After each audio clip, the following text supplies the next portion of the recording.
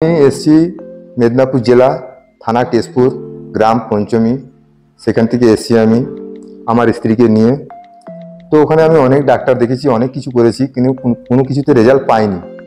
তারপরে আমি এমস গেছি, ভুবনেশ্বর এমসে যে অনেকবার গেছি, প্রায় 8-9 মাস আমি ওখানে দেখালাম, কোনো কিছু রিকভার পাইনি, রেজাল্ট পাইনি ওখানে। তারপরে আমি এখানে সুরাহা পেলাম ব্যাঙ্গালোর হসপিটাল কেঙ্গারিতে আছে। ব্যাঙ্গালোরে যখন সুরাহা পেলাম, আমি সেখান থেকে এসেছি ট্রেন ধরে। এসে মোটামুটি আমি আমার স্ত্রীকে ওইখানেই দেখালাম। স্যার, অভিষেক স্যার আছেন, উনি নিজেই সার্জারি করেছেন, অতএব সে নিজে পুরোটাই হ্যান্ডেল করেছেন।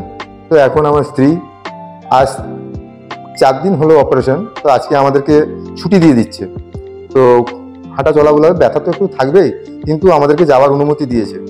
যে যাক, আমি এইটাই অভিষেক স্যারকে ধন্যবাদ দিচ্ছি হাত জোড়ো করে, যে উনি একটা দেবতা, ভগবান, আর অন্য কিছু না। হ্যাঁ, ক্যাঙ্গারি হসপিটাল, আমি চাই যে উনি আরও উপরে উঠুক, আরও বেশি নাম করুক, আরও উন্নতি করুক। আমার মনের কামনা থেকে, মনের থেকে আমার এটা সবসময় ভগবানের কাছে আর্জি থাকবে যে সবসময় উনি উপর লেভেলে থাকবেন।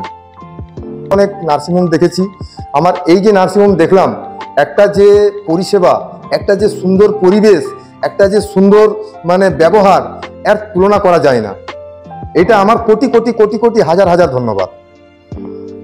থ্যাংক ইউ অভিষেক স্যার, আপনাকে অনেক অনেক কোটি কোটি ধন্যবাদ। থ্যাংক ইউ ব্যাঙ্গালোর হসপিটাল কেঙ্গারি, অনেক অনেক কোটি কোটি ধন্যবাদ।